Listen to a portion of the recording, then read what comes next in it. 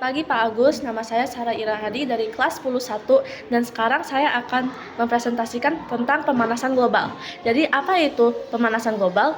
Pemanasan global itu adanya proses peningkatan suhu rata-rata atmosfer, laut, dan daratan bumi. Pembahasan pertama ada gejala dan fakta-fakta pemanasan global. Jadi apa saja gejalanya? Jadi gejala pertama ada peningkatan suhu pada air laut. Nah, peningkatan suhu pada air laut menyebabkan pemutihan karang, siklus hidup udang krill terganggu, dan ketidakseimbangan jenis kelamin dalam suatu populasi. Gejala selanjutnya ada salju di puncak Jaya Wijaya mencair. Itu menyebabkan penurunan kuantitas dan kualitas air pada daerah sekitar. Dan gejala yang terakhir di PPT ini ada naiknya permukaan air laut.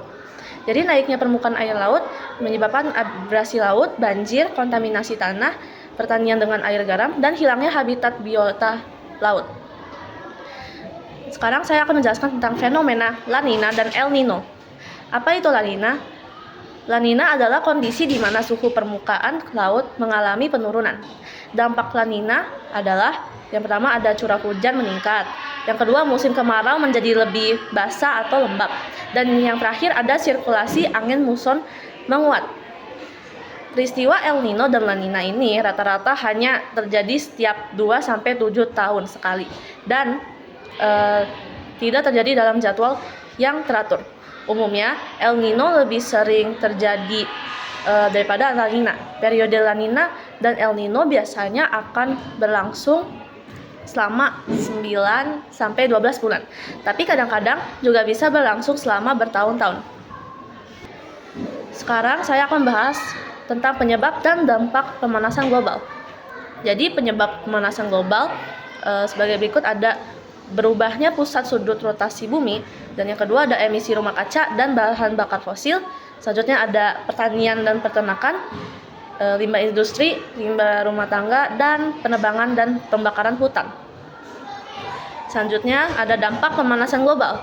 Dampak pemanasan global yaitu iklim tidak stabil dan meningkatnya permukaan air laut, suhu global cenderung meningkat, gangguan ekologis, dampak sosial dan politik, dan terjadi krisis pangan. Sekarang saya akan menjelaskan tentang proses terjadinya pemanasan global dan upaya cara menanggulanginya. Jadi mekanisme terjadinya pemanasan global yang pertama ada sebagian sinar tampak matahari diserap bumi dan sebagian dipantulkan ke angkasa. Yang kedua, sebagian dipantulkan ke bumi dan sebagian diteruskan ke langit dan radiasi. Sebagian dipantulkan lagi ke atmosfer bumi.